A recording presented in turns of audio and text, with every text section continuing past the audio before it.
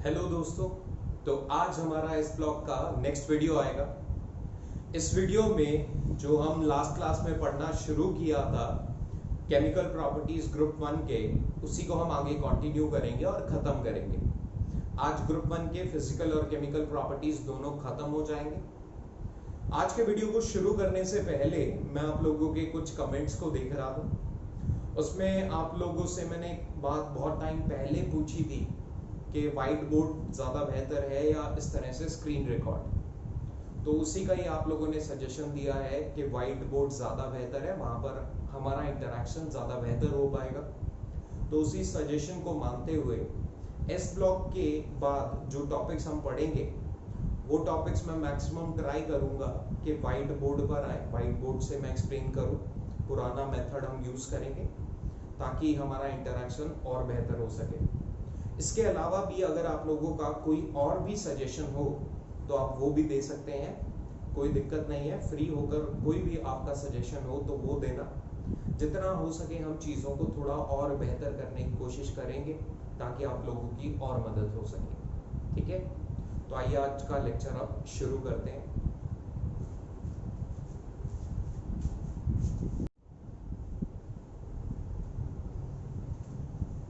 Hello दोस्तों, आज इस ब्लॉग का एक नया वीडियो आएगा जिसमें हम बचे हुए केमिकल प्रॉपर्टीज के बारे में पढ़ेंगे। तो इस केमिकल प्रॉपर्टीज को, आज के लेक्चर वाली केमिकल प्रॉपर्टीज को शुरू करने से पहले लास्ट लेक्चर में जो हमने बातें सीखी थी उनको एक बार रिवाइज कर लेते हैं। लास्ट लेक्चर में हमने ग्रुप 1 की केमिकल प्रॉपर्टीज को पढ़ना शुरू किया था। अगर आपने वीडियो देखा होगा तो आपको ये बात याद होगी कि हमने केमिकल प्रॉपर्टीज को पढ़ना शुरू किया था। पहली 3 केमिकल प्रॉपर्टीज को हमने पढ़ लिया था। कौन सी केमिकल प्रॉपर्टीज को हमने पढ़ा था? सबसे पहले इस बारे में अगर बात करें तो सबसे पहला केमिकल प्रॉपर्टी हमने देखा था ग्रुप 1 के एलिमेंट्स के रिड्यूसिंग नेचर की। हमने सबसे पहले जानकारी ली थी कि रिड्यूसिंग नेचर का ऑर्डर क्या होगा ग्रुप 1 के एलिमेंट्स का, इस बारे में हमने जानकारी ली थी। सेकंड चीज जो हमने केमिकल प्रॉपर्टीज में पढ़ा था वो सेकंड चीज था स्टेबिलिटी का ऑर्डर। स्टेबिलिटी में हमने दोनों तरह की स्टेबिलिटीज की बात की थी, काइनेटिक स्टेबिलिटी भी और थर्मोडायनेमिक स्टेबिलिटी का ऑर्डर को भी देखा था। और तीसरी चीज जो हमने देखी थी, तीसरी केमिकल प्रॉपर्टी हमने यहां पर देखा था रिएक्शन विद एयर।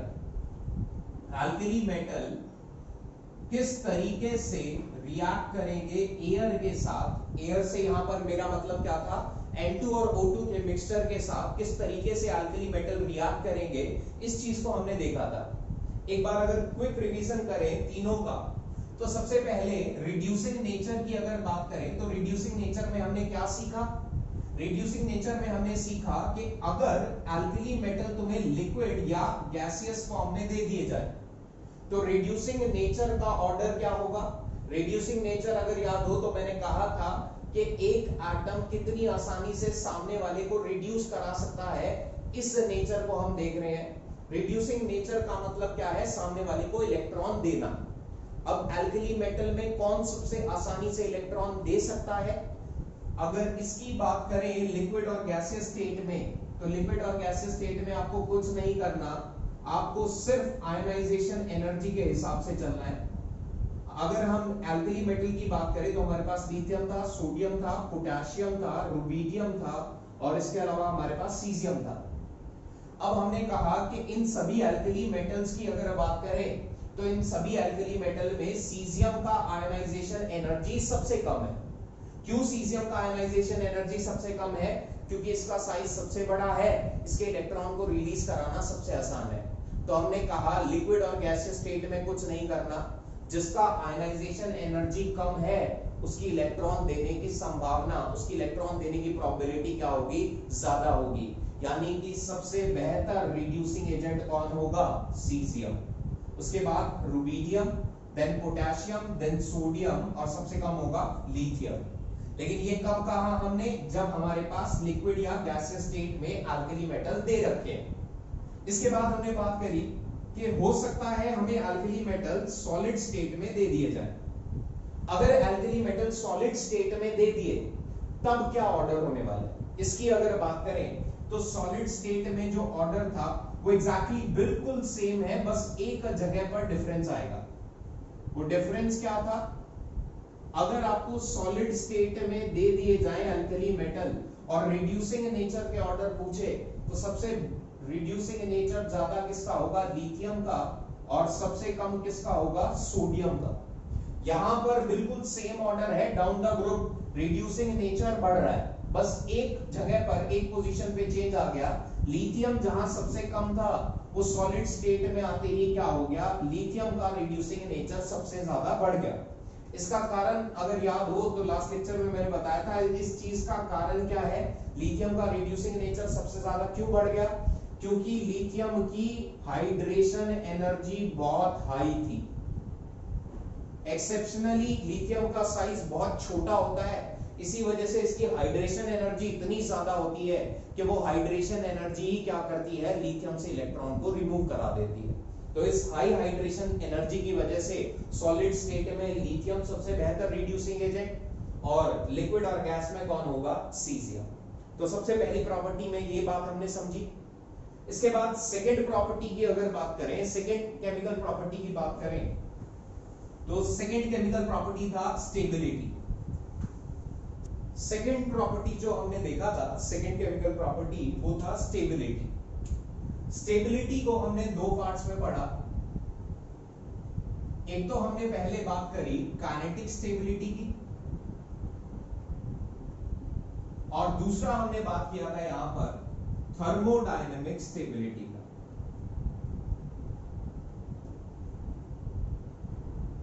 आप लोगों को याद हो तो दो तरह से हमने स्टेबिलिटी को डिवाइड किया, काइनेटिक और थर्मोडायनेमिक्स। काइनेटिक स्टेबिलिटी में हमने क्या कहा? काइनेटिक स्टेबिलिटी में एक्चुअल में जो हम स्टेबिलिटी देख रहे थे वो मेटल कैटायन की स्टेबिलिटी।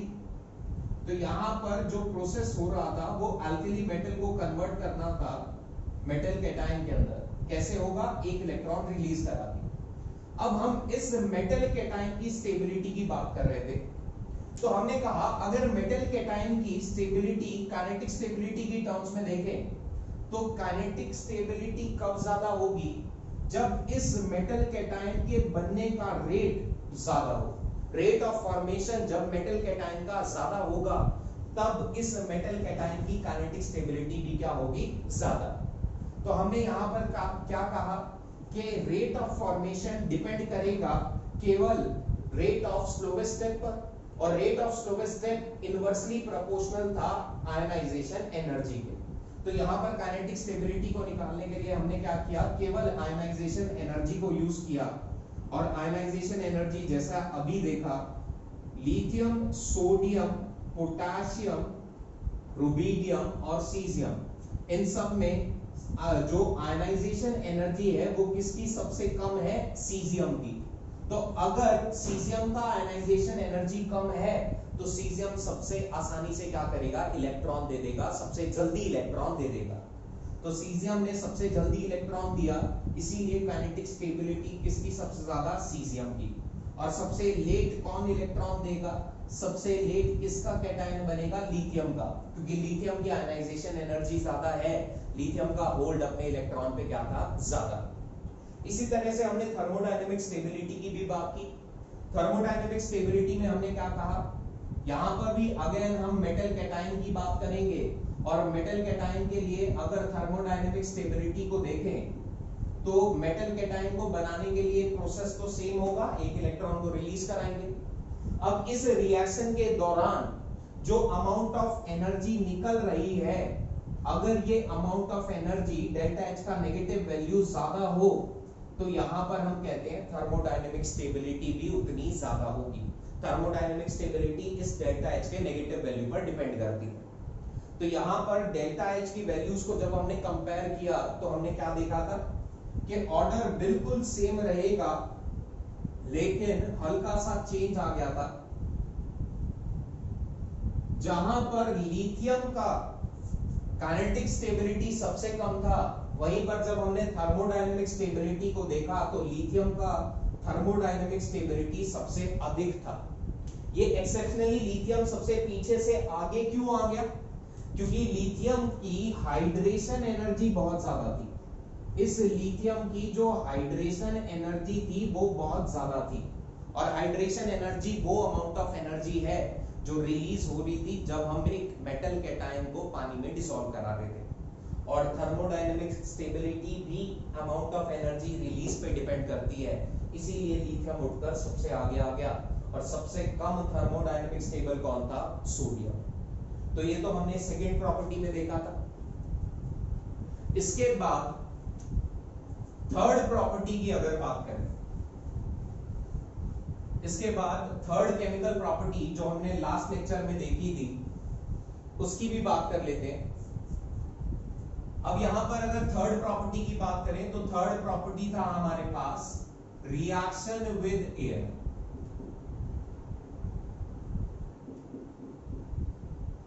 रिएक्शन विद एयर को देख रहे थे, एल्कली मेटल का रिएक्शन कराना था एयर के साथ, और एल्कली मेटल का रिएक्शन एयर के साथ कराने का मतलब था कि एयर के अंदर दो कंपोनेंट्स थे, एक तो था हमारे पास एयर के अंदर O2 और दूसरा था एयर के अंदर N2।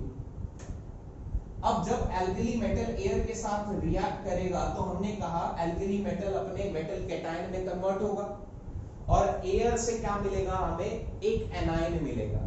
अब एयर में जो O2 है और N2 है ये एनायन देने वाले थे।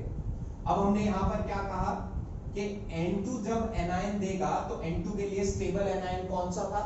N2 के लिए स्टेबल एनायन था इसका नाइट्राइड। और हमने यहां पर देखा था बॉन हेबर की मदद से कि N2 से N3 माइनस बनाना बहुत ही एनर्जी को कंज्यूम करने वाला प्रोसेस है, बहुत ही क्या है, हाईली अनफेवरेबल प्रोसेस है। इस प्रोसेस को अगर करवाना है तो बहुत अमाउंट ऑफ एनर्जी हमें देनी पड़ेगी। दूसरा चीज हमने यहां पर क्या देखा? दूसरा चीज हमने देखा कि O2 की अगर बात करें तो O2 जब अपना एनायन बनाएगा तो O2 तीन तरह से अपना एनायन बना सकता है। O2 क्या कर सकता है? या तो वो सिंपली कन्वर्ट हो जाए अपने सिंपल ऑक्साइड में, या फिर O2 कन्वर्ट हो सकता है परऑक्साइड में, या फिर O2 कन्वर्ट हो सकता है सुपर ऑक्साइड के अंदर। तीन एनायन बना सकता है ऑक्सीजन। अब इन तीनों एनायन में हमने देखा था सबसे आसान होता है सुपर ऑक्साइड बनाना, एनर्जी की टर्म्स में कह रहा हूं, सबसे आसान होता है सुपर ऑक्साइड बनाना, फिर परऑक्साइड, और सबसे मुश्किल था ऑक्साइड बनाना।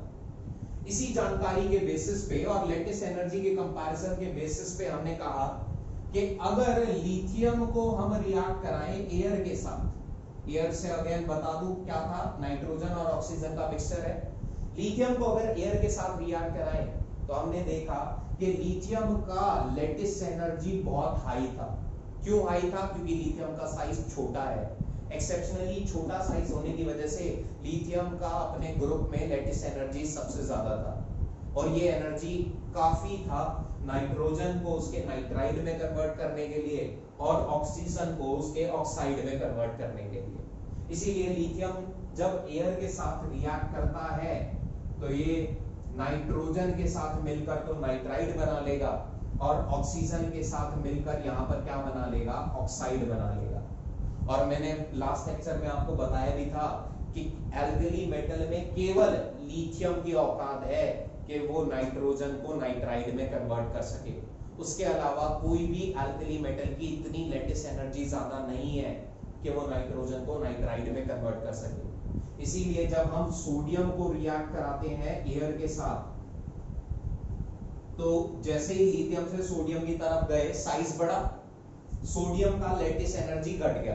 अब सोडियम का लेटेस्ट एनर्जी घटने की वजह से अब सोडियम इस नाइट्रोजन को नाइट्राइड में कन्वर्ट नहीं करा सकता, तो सोडियम नाइट्रोजन के साथ तो रिएक्ट नहीं करेगा। बचा ऑक्सीजन, तो सोडियम का लेटेस्ट एनर्जी ऑक्सीजन को ऑक्साइड में कन्वर्ट नहीं करा सकता, वो केवल ऑक्सीजन को परऑक्साइड में कन्वर्ट करा सकता है। इसीलिए जब सोडियम को एयर के साथ रिएक्ट कराते हैं तो यहां पर क्या बनता है? Sodium peroxide. इसी तरीके से जब हम और नीचे आए, पोटेशियम, रुबिडियम और सीजियम की बात करते हैं, इन तीनों को जब एयर के साथ रिएक्ट कराते हैं तो इन तीनों का साइज तो और भी बढ़ गया, इनकी लेटेस्ट एनर्जी और घट चुकी है, और लेटेस्ट एनर्जी कम होने की वजह से ये नाइट्रोजन के साथ भी रिएक्ट नहीं करते, और ऑक्सीजन के केस में ये केवल ऑक्सीजन को सुपर ऑक्साइड में कन्वर्ट करा सकते हैं, ना ही परऑक्साइड में कन्वर्ट करा सकते हैं, ना ही सिंपल ऑक्साइड में। इसीलिए जब पोटेशियम, रुबिडियम और सीजियम को हम रिएक्ट कराते हैं एयर के साथ, तो यहाँ पर क्या बनता है, केवल सुपर ऑक्साइड का फॉर्मेशन होता है। KO2, RbO2, CSO2 का फॉर्मेशन होता है, सुपर ऑक्साइड बनता है। अगर आपको पोटेशियम का मान लो ऑक्साइड बनाना है या परऑक्साइड बनाना है, तो आपको खुद से एनर्जी लगानी पड़ेगी। नॉर्मल कंडीशन में क्या बनाना पसंद करेगा, सुपर ऑक्साइड बनाना पसंद करेगा। तो यहाँ पर लास्ट लेक्चर में थोड़ा सा अगर मैं एडिशन कराऊं, तो आप यहाँ पर देख सकते हैं कि एल्कली मेटल एयर के साथ रिएक्ट कर सकते हैं। तो एल्कली मेटल को अगर मुझे स्टोर करके रखना है, तो मुझे इस एयर के साथ एल्कली मेटल के कांटेक्ट को रोकना पड़ेगा। इसी वजह से हम क्या करते हैं, ज्यादातर एल्कली मेटल्स को मिनरल ऑयल के अंदर डिसॉल्व करा के रखते हैं। सोडियम जैसे आपने लैब में देखा होगा, तो इसको भी हम क्या करते हैं, केरोसिन ऑयल के अंदर डिप करके रखते हैं ताकि एयर के साथ ये रिएक्ट ना कर सके। सिमिलरली लिथियम को भी हमें क्या करना चाहिए था, ऑयल के अंदर डिसॉल्व कराना चाहिए था, ऑयल के अंदर स्टोर करना चाहिए था। लेकिन जब मैंने डेंसिटी पढ़ाई की, तब आपको बताया था कि लिथियम की डेंसिटी सबसे कम होती है।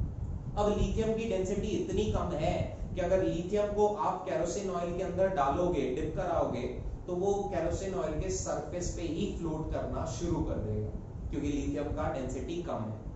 इसीलिए लिथियम को हम ऑयल के अंदर डिसॉल्व करने की बजाय इसके सरफेस के ऊपर हम पेट्रोलियम जेली या पैराफिन वैक्स को लगाना प्रेफर करते हैं। तो इस तरीके से अगर स्टोरेज को देखें, तो स्टोरेज को भी आप एक्सप्लेन कर सकते हो। तो ये कुछ केमिकल प्रॉपर्टीज थी जो हमने लास्ट लेक्चर में देख लिया था। अब आज के लेक्चर की केमिकल प्रॉपर्टीज को शुरू करते हैं।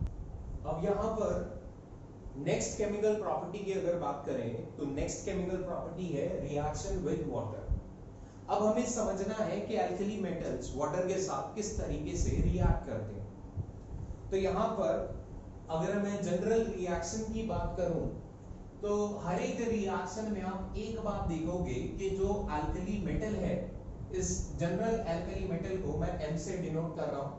एल्कली मेटल की क्योंकि इलेक्ट्रॉन देने की प्रोबेबिलिटी बहुत ज्यादा है, एल्कली मेटल इलेक्ट्रॉन देना चाहता है, इसीलिए हर एक रिएक्शन में आप देखोगे कि एल्कली मेटल ट्राई करेगा खुद को मेटल कैटायन में कन्वर्ट करने का। और ये कैसे कन्वर्ट करेगा, एक इलेक्ट्रॉन को रिलीज करा के। तो हर एक रिएक्शन में ये खुद को मेटल कैटायन में कन्वर्ट करता हुआ आपको नजर आएगा। दूसरी तरफ अगर बात करें वाटर की, तो वाटर इस रिएक्शन में क्या कर सकता है, वाटर को अगर आप देखें तो आप लोगों को याद होगा, वाटर खुद को पार्शियली तोड़ सकता है और वो पार्शियली टूट कर देता है H++OH- आयन। तो जैसे ही आप एल्कली मेटल को वाटर में डालोगे, तो एल्कली मेटल ट्राई करेगा खुद को मेटल कैटायन में कन्वर्ट करने का, दूसरी तरफ वाटर पार्शियली डिसोशिएटेड स्टेट में होगा। तो जब इन दोनों की रिएक्शन होगी, तो यहाँ पर ये मेटल कैटायन रिएक्ट करेगा OH- के साथ, और इस H+ की रिएक्शन होगी इस इलेक्ट्रॉन के साथ। अब H+ को इलेक्ट्रॉन मिलने का मतलब क्या है, H+ का रिडक्शन। और आप जानते हैं जब H+ का रिडक्शन होता है, तो यहाँ पर क्या बनता है, H+ के रिडक्शन से बनती है हाइड्रोजन गैस। तो यहाँ पर अगर मैं ओवरऑल रिएक्शन को लिखूं, तो जब एल्कली मेटल पानी के साथ रिएक्ट करेगा, तो यहाँ पर फॉर्मेशन होगा किसका, मेटल हाइड्रोक्साइड का, MOH का, प्लस साइड प्रोडक्ट में रिलीज क्या होगी, डाइहाइड्रोजन गैस। यहाँ पर हाइड्रोजन गैस क्या होगी, रिलीज होगी। कैसे बनी, H+ के रिडक्शन से। कैसे रिडक्शन हुआ, उस इलेक्ट्रॉन की मदद से रिडक्शन हुआ जो एल्कली मेटल से हमें मिला था। अब इसी रिएक्शन को बारी बारी से हर एक एल्कली मेटल पे लगा के देखें, तो सबसे पहला एल्कली मेटल है हमारे पास लिथियम। लिथियम को अगर पानी के साथ रिएक्ट कराओगे, तो यहाँ पर लिथियम पानी के साथ रिएक्ट करके क्या बनाएगा, लिथियम हाइड्रोक्साइड, और साइड प्रोडक्ट की फॉर्म में क्या रिलीज होगी, डाइहाइड्रोजन गैस। रिएक्शन बिल्कुल जनरल रिएक्शन की तरह चलेगा। लेकिन अगर मैं इस रिएक्शन के रेट की बात करूं, लिथियम के पानी के साथ रिएक्शन के रेट की बात करें, तो हमने यहाँ पर ऑब्जर्व किया कि इस रिएक्शन का जो रेट था वो बहुत स्लो था। ये रिएक्शन बहुत स्लोली हो रही थी। अब इस रिएक्शन के स्लोली होने का कारण क्या है, इसका कारण था कि लिथियम का, अभी अभी हमने बात भी की, लिथियम का साइज छोटा है। अब लिथियम अपने ग्रुप में सबसे छोटा है तो इसकी हाइड्रेशन, इसकी लेटिस एनर्जी सबसे ज्यादा होगी, और अगर लेटिस एनर्जी ज्यादा है तो लिथियम आसानी से अपना लेटिस तोड़ेगा नहीं। अगर लिथियम नहीं टूटेगा तो वो पानी के साथ भी इतना तेजी से रिएक्ट नहीं कर पाएगा। दूसरी तरफ अगर मैं इसी तरीके से सेकेंड एल्कली मेटल को लूं, सेकेंड एल्कली मेटल कौन होगा? लिथियम के बाद यहां पर ले लो सोडियम को। सोडियम को पानी के साथ रिएक्ट कराओगे, बिल्कुल सेम रिएक्शन होगा, NaOH बनेगा और साइड प्रोडक्ट में हाइड्रोजन गैस रिलीज हो जाएगी। अब इस रिएक्शन को भी अगर मैं रेट की टर्म्स में देखूं तो मैंने ऑब्जर्व किया, लिथियम के अलावा अगर मैं यहां पर सोडियम रख दूं तो सोडियम और पानी की रिएक्शन जो थी वो काफी फास्ट थी लिथियम के कंपैरिजन में।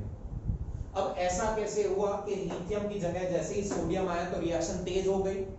इस बात का कारण था कि लिथियम से सोडियम की तरफ गए तो साइज बढ़ा, साइज बढ़ा तो सोडियम की लेटिस एनर्जी घट गई। अब सोडियम के लेटिस को तोड़ना आसान है पानी के लिए, तो पानी के साथ जो सोडियम की रिएक्शन थी उसका रेट बढ़ गया। इसी तरीके से और नीचे आ जाओ, और नीचे आओगे तो नेक्स्ट चीज जो तुम्हें मिलेगी वो है पोटेशियम। अब पोटेशियम को ले आओ और पानी के साथ इसकी रिएक्शन करानी शुरू करो। पोटेशियम को अगर पानी के साथ रिएक्ट कराओगे सेम रिएक्शन होगी, KOH बनेगा, हाफ हाइड्रोजन गैस यहां पर रिलीज होगी।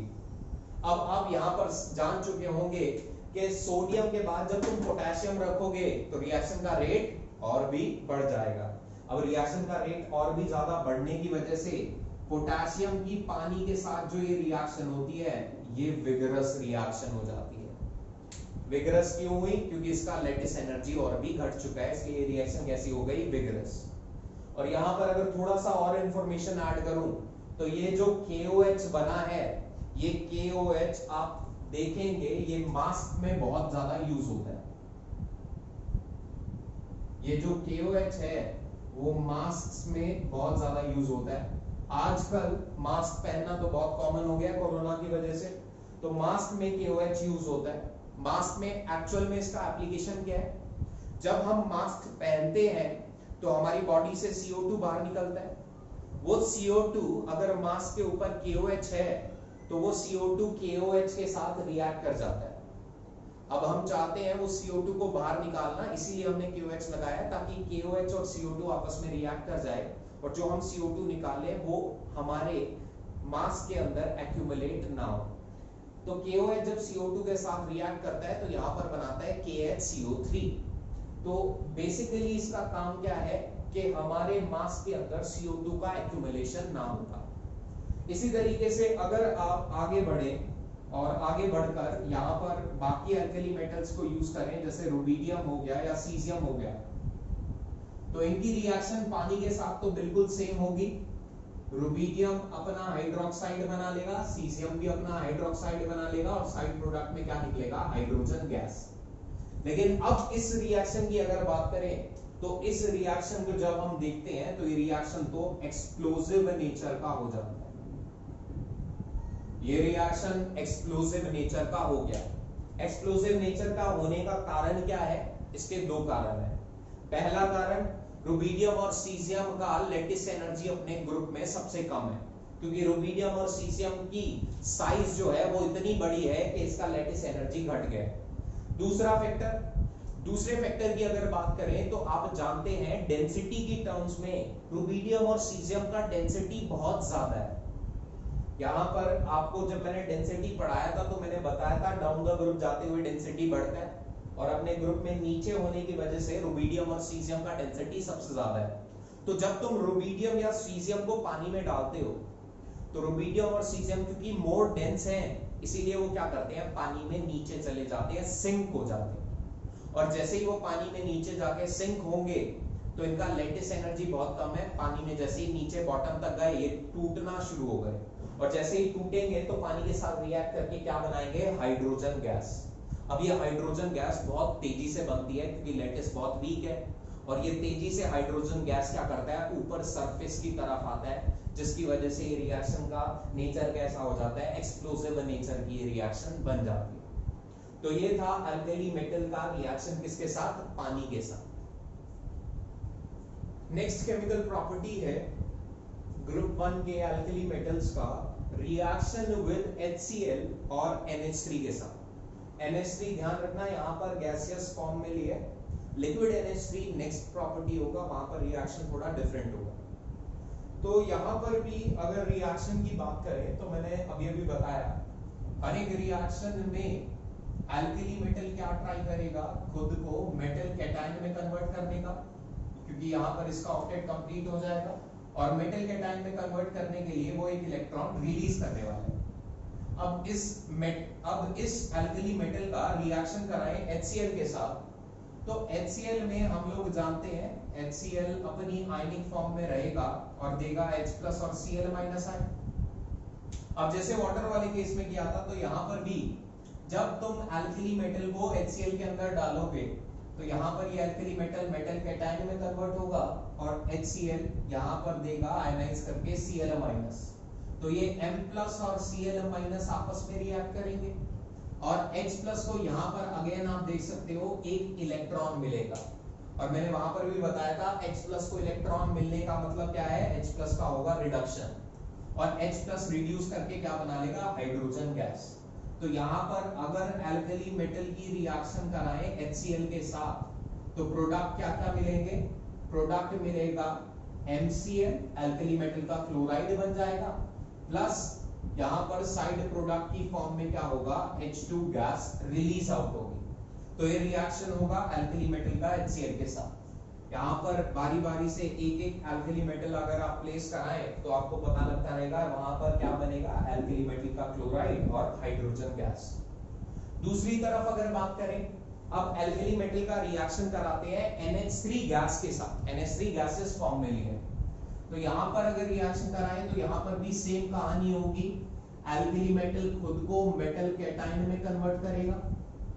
अब अल्कली मेटल ने खुद को तो कन्वर्ट कर लिया मेटल कैटायन में, बचा हुआ NH3 गैस किस फॉर्म में जाएगा, NH3 की अगर बात करें तो आप लोगों को पता होगा जैसे वाटर खुद को सेल्फ आयनाइज कर सकता है, उसी तरह NH3 भी खुद को सेल्फ आयनाइज करता है, और NH3 खुद को जब सेल्फ आयनाइज करेगा तो यहां पर ये बनाएगा NH2- प्लस H+। ये यहां पर रिएक्शन होगी। इस रिएक्शन में क्या बनेगा, NH3 खुद को सेल्फ आयनाइज करके क्या बनाएगा, NH2- प्लस H+। तो यहां पर भी क्या करना है, H+ को क्या मिल जाएगा, इलेक्ट्रॉन, और M+ को क्या मिलेगा, एनायन। एनायन क्या है, NH2-। तो यहां पर अगर ओवरऑल रिएक्शन देखें तो ओवरऑल रिएक्शन क्या हो जाएगा, जब अल्कली मेटल को आप गैसियस NH3 के साथ रिएक्ट करेंगे तो यहां पर बनेगा MnH2, और साइड प्रोडक्ट में क्या रिलीज होगा, साइड प्रोडक्ट में रिलीज होगा यहाँ पर हाइड्रोजन गैस। ये आपकी ओवरऑल रिएक्शन होगी, जनरल रिएक्शन होगी। लेकिन इस रिएक्शन में ध्यान रखना, इस रिएक्शन में एक एक्सेप्शनल केस भी आएगा। यहाँ पर एक एक्सेप्शनल केस की अगर बात करें तो लिथियम को छोड़ देना। लिथियम के केस में रिएक्शन कैसी होगी, लिथियम के केस में जब आप रिएक्शन कराओगे गैसियस NH3 के साथ, तो इस रिएक्शन के दौरान यहां पर क्या बनता है, यहां पर बन जाएगा लिथियम का इमाइड, यहां पर Li2NH का फॉर्मेशन हो जाता है, और साइड प्रोडक्ट में क्या निकलेगा, साइड प्रोडक्ट में निकलेगा H2 गैस। तो इस बात का ध्यान रखना, जनरल रिएक्शन ये रहा। एक्सेप्शन क्या है, लिथियम का। लिथियम के केस में जब हमने NH3 के साथ इसे रिएक्ट कराया तो लिथियम इमाइड क्यों बना, क्योंकि लिथियम का जो यहाँ पर रिड्यूसिंग नेचर होता है सॉलिड फॉर्म में, मैंने आप लोगों को बताया था वो सबसे ज्यादा होता है सॉलिड फॉर्म में। तो इसका क्योंकि रिड्यूसिंग नेचर सबसे ज्यादा है, इसीलिए लिथियम खुद को क्या करता है, एक्सेप्शनली कन्वर्ट कर लेता है इमाइड में। ये सारे पॉइंट्स आपको ध्यान में रखने हैं कि लिथियम कुछ अलग बिहेव करता है। इन सारे पॉइंट्स को एक साथ हम स्टडी भी करेंगे एनोमलस बिहेवियर ऑफ लिथियम में भी, ठीक है। तो ये हमारा 5वां केमिकल प्रॉपर्टी था। तो अब बात करते हैं हमारे नेक्स्ट केमिकल प्रॉपर्टी की, और नेक्स्ट केमिकल प्रॉपर्टी क्या है, रिएक्शन विद प्योर अमोनिया। अब यहां पर जो हमने अमोनिया लिया है, ध्यान देना वो लिक्विड स्टेट में लिया हुआ है। तो यहां पर सबसे पहले तो समझो कि हम करेंगे क्या। यहां पर हम यहां पर मान लो हमारे पास एक कंटेनर है, इस कंटेनर के अंदर हमने यहां पर क्या किया हुआ है, इस कंटेनर के अंदर हमने यहां पर लिक्विड अमोनिया को फिल कर रखा है। ये ग्रीन कलर से शो कर रहा हूं यहां पर liquid ammonia, pure liquid ammonia है आपके पास यहां पर कंटेनर के अंदर। और आप ऊपर से क्या करोगे, आप ऊपर से यहां से क्या करोगे, अल्कली मेटल को ऐड कराओगे। तो बेसिकली कुछ नहीं कर रहे, आप एक सॉल्यूशन बना रहे हो। दिस सॉल्यूशन में सॉल्यूट क्या है, अल्कली मेटल, और सॉल्वेंट क्या है, लिक्विड अमोनिया। अब इस सॉल्यूशन को बनाते हुए आपको बस एक बात का ध्यान रखना है, यहां पर थोड़ा सा मैं ध्यान आपको दिलाना चाहता हूं वाटर वर्सेस अमोनिया के कंपैरिजन में। वाटर और अमोनिया का अगर कंपैरिजन करें तो मैंने अभी अभी बताया लास्ट प्रॉपर्टी में कि वाटर भी खुद को सेल्फ आयनाइज कर सकता है। वाटर जब खुद को सेल्फ आयनाइज करता है तो वो देता है H++OH-।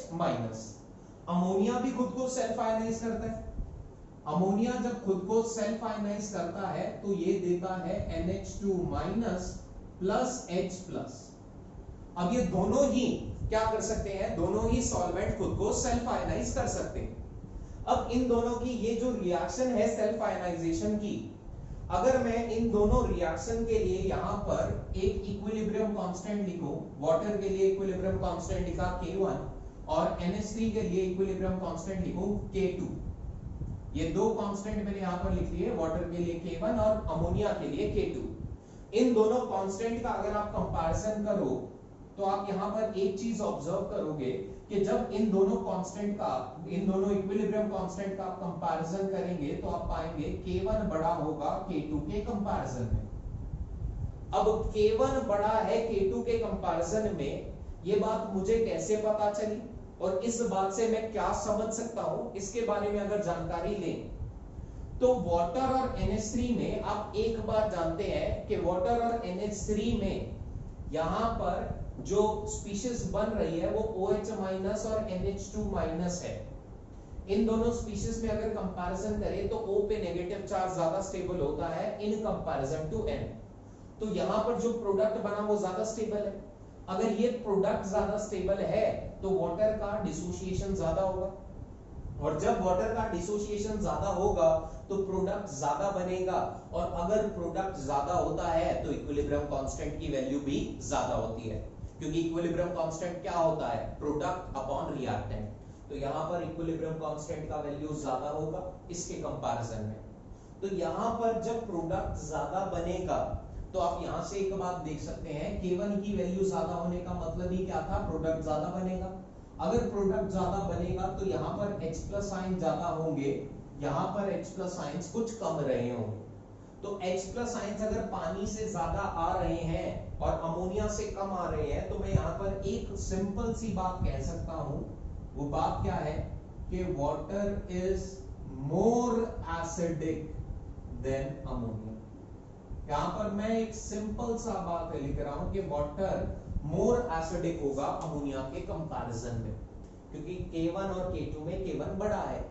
तो यहां पर वाटर से जो H+ आयन्स आए थे वो तो ज्यादा थे, लेकिन अमोनिया से जो H+ आयन्स आएंगे वो बहुत ही कम होने वाले हैं। और आप लोग जानते हैं अमोनिया तो बेसिक नेचर का होता है, वो एसिडिक नेचर का नहीं होता। वो H+ आयन जो देगा वो तो नेग्लिजिबल H+ आयन्स होंगे। तो इसी बात को यहां पर हमें यूज कर रहे हैं। यहां पर हम जानते हैं जैसे ही हम एल्कली मेटल को किसी रिएक्शन में रखते हैं, किसी सॉल्वेंट के साथ रिएक्ट कराते हैं, तो एल्कली मेटल की एक प्रॉपर्टी जो शुरू से हम ऑब्जर्व कर रहे हैं कि एल्कली मेटल खुद को कन्वर्ट करना चाहता है मेटल कैटायन में। कैसे कन्वर्ट करेगा, एक इलेक्ट्रॉन को रिलीज करा के। दूसरी तरफ जो हमने यहां पर सॉल्वेंट लिया है वो अमोनिया है। अब अमोनिया क्या कर रहा है, अमोनिया खुद को सेल्फ आयोनाइज कर रहा है NH2- प्लस H+ में। ये रिएक्शन शो कर रहा है अमोनिया। अब यहां पर आप देखें तो आपके पास एक कैटायन है, एक एनायन है। ये कैटायन और एनायन तो आपस में रिएक्ट कर जाएंगे। बचा क्या, इलेक्ट्रॉन बचा और H प्लस बचा। अब तुम कहोगे कि पिछले केसेस में भी हमने यही रिएक्शन देखी थी, हमें पता है H प्लस इलेक्ट्रॉन के साथ रिएक्ट करेगा और हाइड्रोजन गैस की फॉर्म में कन्वर्ट हो जाएगा, लेकिन यहां पर ये रिएक्शन नहीं हो पाती। क्यों नहीं हो पाती? क्योंकि यहां पर NH3 से जो H प्लस आयंस मिलेंगे वो बहुत ही कम होंगे, वो H प्लस आयंस सारे इलेक्ट्रॉन के साथ रिएक्ट नहीं कर पाते। तो यहाँ पर H प्लस की कमी की वजह से यहाँ पर हाइड्रोजन गैस कंसीडरेबल अमाउंट में नहीं बनेगी। तो यहाँ पर रिएक्शन क्या होगा एक्चुअल में, जब आप अल्कली मेटल को लिक्विड NH3 के अंदर, प्योर लिक्विड NH3 के अंदर ऐड कराओगे, तो यहाँ पर एक तो प्रोडक्ट बनेगा MnH2, मेटल प्लस और NH2 माइनस आपस में रिएक्ट कर गए। दूसरा साइड प्रोडक्ट में क्या बनेगा, साइड प्रोडक्ट में यहाँ पर ये इलेक्ट्रॉन एज इट इज रह जाएगा, ये इलेक्ट्रॉन यहाँ पर एज इट इज रह जाएगा। ये इलेक्ट्रॉन हाइड्रोजन के साथ H प्लस के साथ रिएक्ट करके हाइड्रोजन नहीं बनाएगा। क्यों नहीं बनाएगा? क्योंकि H प्लस बहुत कम थे। अब ये जो इलेक्ट्रॉन यहाँ पर सॉल्यूशन में रह गया, इसी इलेक्ट्रॉन को आप नाम देते हो और इसी इलेक्ट्रॉन को आप बोलते हो अमोनिएटेड इलेक्ट्रॉन। Ammoniated electron. अब ये जो अमोनिएटेड इलेक्ट्रॉन है, यही क्या है, इस सॉल्यूशन में सबसे इंपॉर्टेंट चीज है।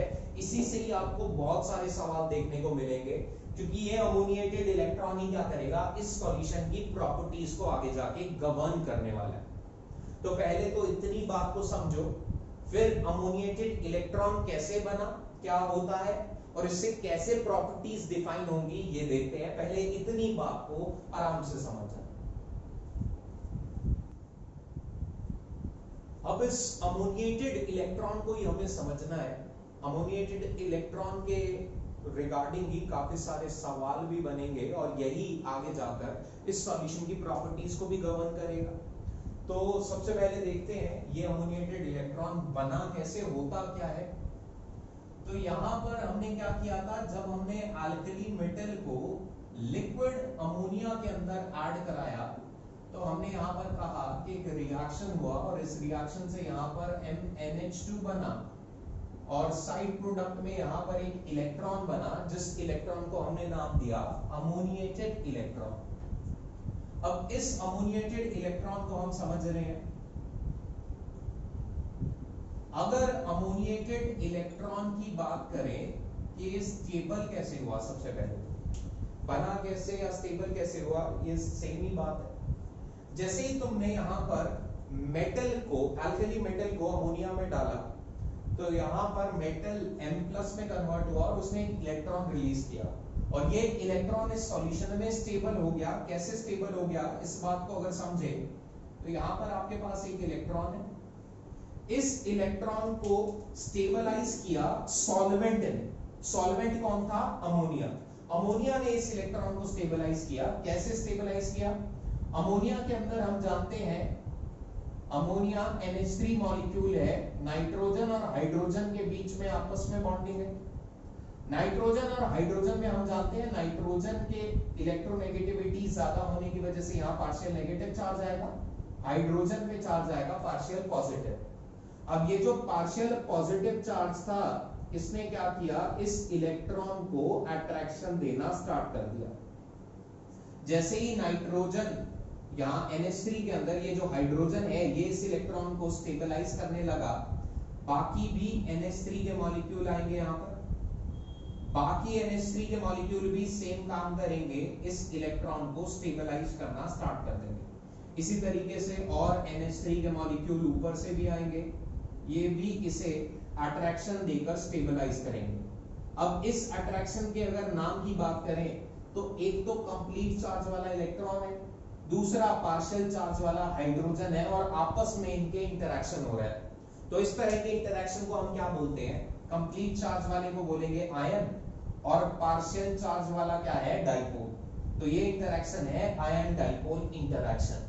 इस आयन डाइपोल इंटरेक्शन की वजह से ही यहाँ पर क्या हुआ, इस अमोनिएटेड इलेक्ट्रॉन का फॉर्मेशन हुआ। इसका नाम अमोनिएटेड इलेक्ट्रॉन क्यों रखा, क्योंकि अगर वाटर सॉल्वेंट होता और वाटर सॉल्वेंट किसी आयन को स्टेबलाइज करता तो उसे सॉल्वेटेड आयन बोलते हैं। यहां पर इलेक्ट्रॉन को स्टेबलाइज किया अमोनिया ने, इसीलिए इसका नाम हो गया अमोनिएटेड इलेक्ट्रॉन। और इस इलेक्ट्रॉन की प्रेजेंस की वजह से ही क्या होगा, इस सॉल्यूशन की प्रॉपर्टीज चेंज हो जाएंगी। कौन सी प्रॉपर्टीज चेंज होंगी, अगर बारी बारी से देखें तो सबसे पहला प्रॉपर्टी, तुम्हारे पास यहां पर सॉल्यूशन में फ्री इलेक्ट्रॉन स्टेबल हो चुका है। जैसे ही तुम्हारे पास एक फ्री इलेक्ट्रॉन स्टेबल हो गया सॉल्यूशन में, इस वजह से यहां पर सॉल्यूशन की जो प्रॉपर्टी थी वो कैसी हो गई, पैरामैग्नेटिक नेचर की। यहां पर सॉल्यूशन कैसा हो जाएगा, पैरामैग्नेटिक नेचर का हो जाएगा, फ्री इलेक्ट्रॉन की प्रेजेंस की वजह से। सेकेंड चीज की अगर बात करें तो सेकेंड चीज ये है, अगर आपके पास सॉल्यूशन में कहीं पर भी फ्री इलेक्ट्रॉन है, किसी सॉल्यूशन में अगर फ्री इलेक्ट्रॉन है, तो फ्री इलेक्ट्रॉन्स की मदद से किसी और स्पीशीज को रिड्यूस कराया जा सकता है। तो ये सॉल्यूशन के पास इलेक्ट्रॉन की प्रेजेंस होने की वजह से ये सॉल्यूशन का नेचर कैसा हो जाएगा, इस सॉल्यूशन का नेचर हो जाएगा रिड्यूसिंग नेचर। फ्री इलेक्ट्रॉन है इसीलिए सॉल्यूशन का नेचर कैसा हो गया, रिड्यूसिंग नेचर। तीसरे पॉइंट की अगर बात करें तो यहां पर ये जो फ्री इलेक्ट्रॉन है ये विजिबल स्पेक्ट्रा में लाइट एमिट करता है। विजिबल स्पेक्ट्रा में लाइट एमिट करने की वजह से इस सॉल्यूशन का कलर बन जाता है, इस अमोनिएटेड इलेक्ट्रॉन की वजह से ब्लू कलर। यहां पर ये सॉल्यूशन बन जाएगा ब्लू कलर का। इसके रीजन पे अक्सर सवाल आते हैं, इसका रीजन क्या है, अमोनिएटेड इलेक्ट्रॉन की वजह से ये ब्लू कलर का सॉल्यूशन बना। चौथे पॉइंट की अगर यहां पर बात करें तो चौथा पॉइंट, आपके पास अब सॉल्यूशन में यहां पर फ्री इलेक्ट्रॉन है और इलेक्ट्रॉन भी क्या है, एक चार्ज है। और सॉल्यूशन में अगर आपके पास चार्ज है तो वो चार्ज मूव भी करेगा और चार्ज के मूवमेंट की वजह से क्या होता है, इलेक्ट्रिसिटी कंडक्ट होती है। तो यहां पर जैसे ही फ्री इलेक्ट्रॉन सॉल्यूशन में आए तो सॉल्यूशन की जो कंडक्टिविटी थी वो बढ़ना स्टार्ट हो गई। सॉल्यूशन की कंडक्टिविटी भी क्या हो गई, इंक्रीज हो गई। इसके अलावा एक आखिरी अगर प्रॉपर्टी की बात करें यहां पर, जो इस अमोनिएटेड इलेक्ट्रॉन की वजह से चेंज हो गई, वो आखिरी प्रॉपर्टी है कि सॉल्यूशन का वॉल्यूम भी बढ़ गया।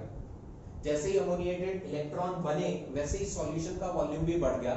ऐसा क्यों हुआ, जैसे ही इलेक्ट्रॉन सॉल्यूशन में आया तो अमोनिया इसे स्टेबलाइज करने लगा।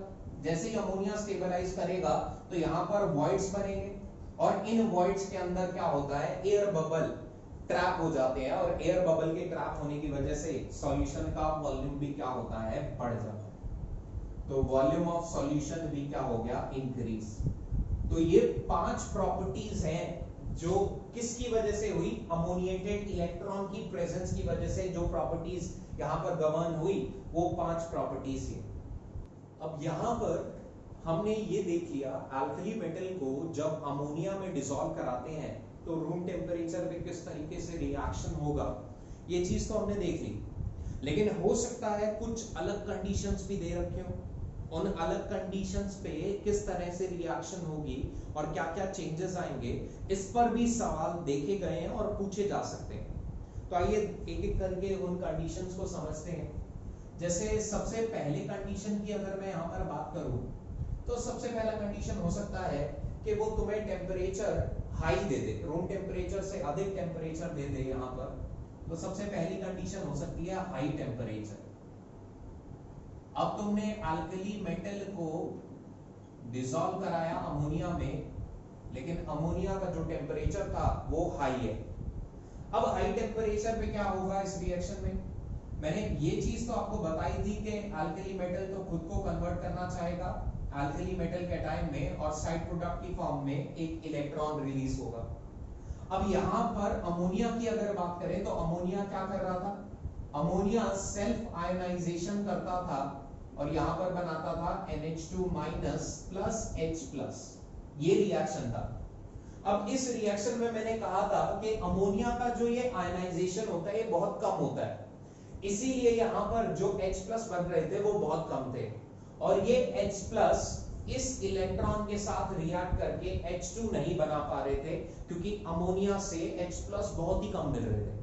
लेकिन अब हमने क्या किया, यहां पर टेम्परेचर बढ़ा दिया।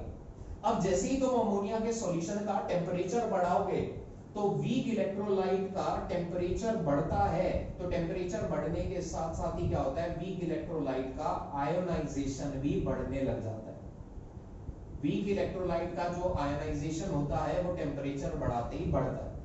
आयोनाइजेशन बढ़ने का मतलब क्या होगा, आयोनाइजेशन बढ़ने का मतलब होगा कि अब ज्यादा NH3 खुद को आयोनाइज करेगा और कन्वर्ट होगा NH2 माइनस और H प्लस में। तो अब ये रिएक्शन फॉरवर्ड में जाएगी तो ज्यादा अमाउंट H प्लस का बनेगा, और जैसे ही H प्लस का अमाउंट बढ़ गया तो ये H प्लस अब इस इलेक्ट्रॉन के साथ रिएक्ट करके हाइड्रोजन गैस बनाने लग जाएगा। तो अगर हाई टेम्परेचर पे तुम्हें इस रिएक्शन को लिखना है तो ये रिएक्शन क्या होगा, मेटल NH3 के साथ, लिक्विड NH3 के साथ हाई टेम्परेचर पे रिएक्ट करके क्या बनाएगा, MnH2 बनाएगा, और साइड प्रोडक्ट में यहां पर रिलीज होगी कौन सी गैस, हाइड्रोजन गैस। अब यहां पर अमोनिएटेड इलेक्ट्रॉन्स नहीं बचे क्योंकि वो तो H प्लस के साथ रिएक्ट कर चुके हैं। तो अब यहां पर सॉल्यूशन की प्रॉपर्टीज भी थोड़ी चेंज हो जाएंगी। कैसे चेंज हो जाएगी, सॉल्यूशन का मैंने कहा था ब्लू कलर है, इनिशियली जब रूम टेम्परेचर पे हमने सॉल्यूशन लिया था तो मैंने कहा था ब्लू कलर का सॉल्यूशन होता है। क्यों होता है, क्योंकि वहां पर अमोनिएटेड इलेक्ट्रॉन है। लेकिन अब इस केस में तो अमोनिएटेड इलेक्ट्रॉन नहीं है। अमोनिएटेड इलेक्ट्रॉन अगर नहीं है तो सॉल्यूशन का कलर कैसा हो जाएगा, कलरलेस। अब सॉल्यूशन जो होगा वो बन जाएगा कलरलेस। दूसरा प्रॉपर्टी, अगर कंडक्टेंस की बात करें तो क्या अब ये सॉल्यूशन कंडक्टेंस शो करेगा, जी हां, अभी भी ये सॉल्यूशन कंडक्टेंस शो करेगा। यहां पर ये सॉल्यूशन अभी भी कंडक्टेंस शो करेगा। ये कंडक्टेंस शो करने का कारण क्या है, ये जो MnH2 है ये एक्चुअल में किस फॉर्म में होगा, M+ और NH2 माइनस की फॉर्म में। तो सॉल्यूशन अब भी कंडक्टेंस शो करेगा, लेकिन कंडक्टेंस का कारण क्या होगा, M+ और NH2 माइनस। अब अमोनिएटेड इलेक्ट्रॉन की वजह से कोई कंडक्टेंस नहीं होगी क्योंकि अमोनिएटेड इलेक्ट्रॉन अब प्रेजेंट नहीं है। नेक्स्ट, अगर यहां पर नेक्स्ट कंडीशन की बात करें तो सेकंड कंडीशन, और बहुत कॉमन सी कंडीशन है जिसमें आपको प्रीवियस ईयर में सवाल देखने को भी मिल जाएंगे, वो सेकंड कंडीशन है कंसंट्रेटेड सॉल्यूशन की। अब जो तुमने यहां पर सॉल्यूशन बनाया, अमोनिया और एल्कली मेटल का जो ये सॉल्यूशन बनाया, इसकी कंसंट्रेशन को बढ़ा दो। कंसंट्रेशन बढ़ाने का मतलब क्या होता है, एक सॉल्यूशन की कंसंट्रेशन बढ़ाने का मतलब होता है कि तुमने सॉल्यूट के अमाउंट को बढ़ा दिया। सॉल्यूट के अमाउंट को बढ़ाने का मतलब इस सॉल्यूशन में सॉल्यूट था मेटल, एल्कली मेटल, तो तुमने अब क्या किया, एल्कली मेटल तो बहुत सारा लिया और अमोनिया बहुत कम। तो अगर एल्कली मेटल बहुत सारा है तो सारे के सारे एल्कली मेटल खुद को कन्वर्ट किस में कर रहे थे, एल्कली मेटल कैटायन में, और साइड प्रोडक्ट में क्या निकल रहा था, यहां से एक इलेक्ट्रॉन। अब बहुत सारे एल्कली मेटल है और अमोनिया बहुत कम है, तो ये बहुत सारे एल्कली मेटल खुद को आयोनाइज करके मेटल कैटायन बनाएंगे, और ये मेटल कैटायन के साथ साथ क्या प्रेजेंट होंगे, इलेक्ट्रॉन। क्योंकि अमाउंट सॉल्यूट का ज्यादा है तो यहां पर मेटल कैटायन के आसपास इलेक्ट्रॉन्स होंगे, दूसरा मेटल कैटायन भी होगा, उसके आसपास भी क्या होंगे, इलेक्ट्रॉन। और अगर मेटल कैटायन और इलेक्ट्रॉन पास में होते हैं तो आप लोग जानते हैं ये मेटल कैटायन और इलेक्ट्रॉन आपस में क्या करने लग जाते हैं, बॉन्डिंग करने लग जाते हैं, और इस तरह की बॉन्डिंग को आप बोलते हो मेटालिक बॉन्डिंग। और इस मेटालिक बॉन्डिंग की वजह से यहां पर क्या होता है, इस रिएक्शन में यहां पर अगर तुम मेटल का रिएक्शन करा रहे हो NH3 प्योर लिक्विड NH3 के साथ, और सॉल्यूशन बहुत कंसंट्रेटेड है, हाईली कंसंट्रेटेड सॉल्यूशन है, तो यहां पर M2 का फॉर्मेशन हो जाएगा। यहां पर ये डाइमर बनाने लग जाते हैं, और डाइमर किसकी मदद से बनता है, इस इलेक्ट्रॉन की मदद से। तो यहां पर ध्यान रखना, प्रोडक्ट यहां पर डाइमर की फॉर्म में होगा, और क्योंकि यहां पर प्रोडक्ट डाइमर की फॉर्म में बना, इसकी वजह से कुछ प्रॉपर्टीज भी चेंज होगी।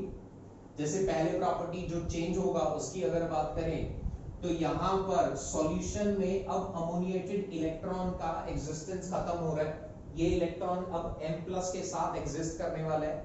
तो अमोनिएटेड इलेक्ट्रॉन के जाने की वजह से ये सॉल्यूशन फिर से क्या हो जाएगा, M2 के बनने की वजह से और अमोनिएटेड इलेक्ट्रॉन के जाने की वजह से ये सॉल्यूशन यहां पर कैसा हो जाएगा, डायमैग्नेटिक नेचर का, डायमैग्नेटिक नेचर का। हो सकता है कुछ फ्री इलेक्ट्रॉन भी हो, इसीलिए हम यहां पर इसे वीकली पैरामैग्नेटिक भी लिख सकते हैं,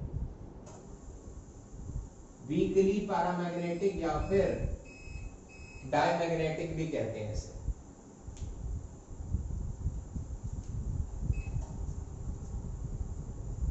नेक्स्ट प्रॉपर्टी जो यहां से चेंज हो सकती है, नेक्स्ट प्रॉपर्टी जो यहां से चेंज होगी वो है सॉल्यूशन का कलर। अब अमोनिएटेड इलेक्ट्रॉन का अमाउंट घटने की वजह से यहां पर क्या होगा, सॉल्यूशन का कलर भी चेंज हो जाएगा और सॉल्यूशन अब हो जाएगा ब्राउन कलर। तो यहां पर इन दो कंडीशंस का भी आपको ध्यान में रखना है। अगर हाई टेम्परेचर है तो रिएक्शन में कैसा चेंज आएगा, कंसंट्रेटेड सॉल्यूशन है तो रिएक्शन में कैसा चेंज आएगा, और साथ ही साथ प्रॉपर्टीज में भी चेंज को आपको ध्यान में रखना है। ये ब्राउन कलर का तो सवाल पहले भी पूछा जा चुका है। अब चलते हैं हमारी तीसरी कंडीशन की तरफ।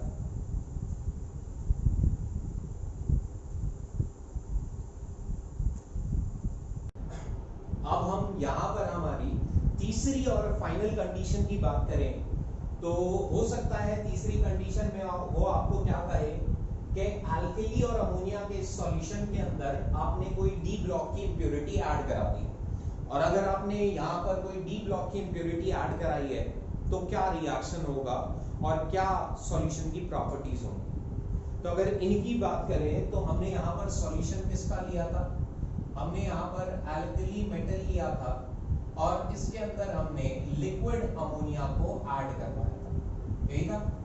लेकिन अब यहाँ पर क्या कंडीशन है कि इस लिक्विड अमोनिया के साथ साथ यहाँ पर कोई डी ब्लॉक की इंप्योरिटी भी प्रेजेंट है, ठीक है, डी ब्लॉक की यहाँ पर इंप्योरिटी भी है।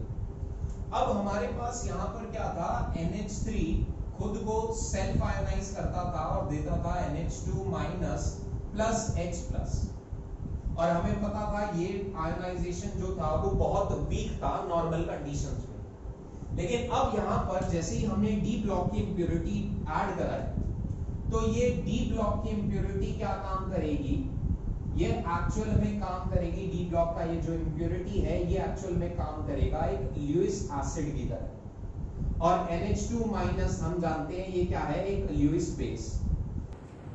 अब यहाँ पर ये NH2 माइनस और डी ब्लॉक की ये जो इंप्योरिटी है ये आपस में रिएक्शन शो करते हैं। ल्यूइस एसिड और ल्यूइस बेस आपस में रिएक्ट करके यहाँ पर क्या करेंगे, एक कॉम्प्लेक्स का फॉर्मेशन करेंगे, ठीक है। तो यहाँ पर जैसे ही कॉम्प्लेक्स का फॉर्मेशन हुआ तो आप यहाँ पर एक बात देख सकते हैं कि इस रिएक्शन में, इस वीक इलेक्ट्रोलाइट के रिएक्शन में इस NH2 का अमाउंट तो घटने लग गया, क्योंकि NH2 फर्दर रिएक्ट कर चुका है, तो इस इक्विलिब्रियम में तो NH2 का अमाउंट घटेगा। और ली-चैटलियर प्रिंसिपल के अकॉर्डिंग अगर प्रोडक्ट का अमाउंट घटता है तो रिएक्शन किस डायरेक्शन में जाती है, इक्विलिब्रियम रिएक्शन जाती है फॉरवर्ड डायरेक्शन में। तो यहां पर क्या हुआ, एक्चुअल में जब तुमने डी ब्लॉक की इंप्योरिटी डाली तो उसकी वजह से NH3 का आयोनाइजेशन बढ़ गया, और NH3 का आयोनाइजेशन बढ़ा तो यहां पर H प्लस का अमाउंट भी बढ़ गया, और H प्लस का अमाउंट बढ़ना इस बात का सीधा सा मतलब है कि ये H प्लस अब क्या करेगा, अल्कली मेटल से मिलने वाले इलेक्ट्रॉन के साथ रिएक्ट करने लग जाएगा। बिल्कुल सेम वही रिएक्शन चलने लग जाएगी जो हाई टेम्परेचर वाली कंडीशन पे हो रही थी, क्योंकि हाई टेम्परेचर पे भी आपको याद हो तो NH3 का आयोनाइजेशन बढ़ गया था, H प्लस का अमाउंट बढ़ गया था। तो बिल्कुल सेम वही रिएक्शन होगा, और सेम रिएक्शन के अकॉर्डिंग यहाँ पर क्या होगा, ये H प्लस अब इलेक्ट्रॉन के साथ रिएक्ट करने लग जाएगा जो अल्कली मेटल ने दिए हुए हैं। तो यहाँ पर H प्लस इलेक्ट्रॉन के साथ रिएक्ट करके क्या बनाएगा, H2 गैस। दूसरी चीज यहाँ पर क्या बनी, NH2 माइनस और डी ब्लॉक की इंप्योरिटी ने यहाँ पर कंबाइन करके क्या किया है, एक कॉम्प्लेक्स का फॉर्मेशन और कर लिया, और अल्कली मेटल ने क्या किया है, इलेक्ट्रॉन दिया है। अल्कली मेटल ने यदि इलेक्ट्रॉन दिया तो ये खुद को कन्वर्ट किस में करेगा, अल्कली मेटल केटाइन। तो यहाँ पर क्या होगा, यहाँ पर अमोनिएटेड इलेक्ट्रॉन फिर से रिमूव हो जाएगा जैसा कि हाई टेम्परेचर में हुआ था।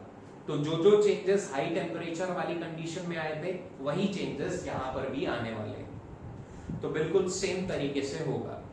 तो यहाँ पर मैंने कुछ केमिकल प्रॉपर्टीज को आपके सामने डिस्कस किया है। अगर आपको ये केमिकल प्रॉपर्टीज में कोई भी डाउट हो तो कमेंट्स में आप पूछ सकते हैं, ठीक है।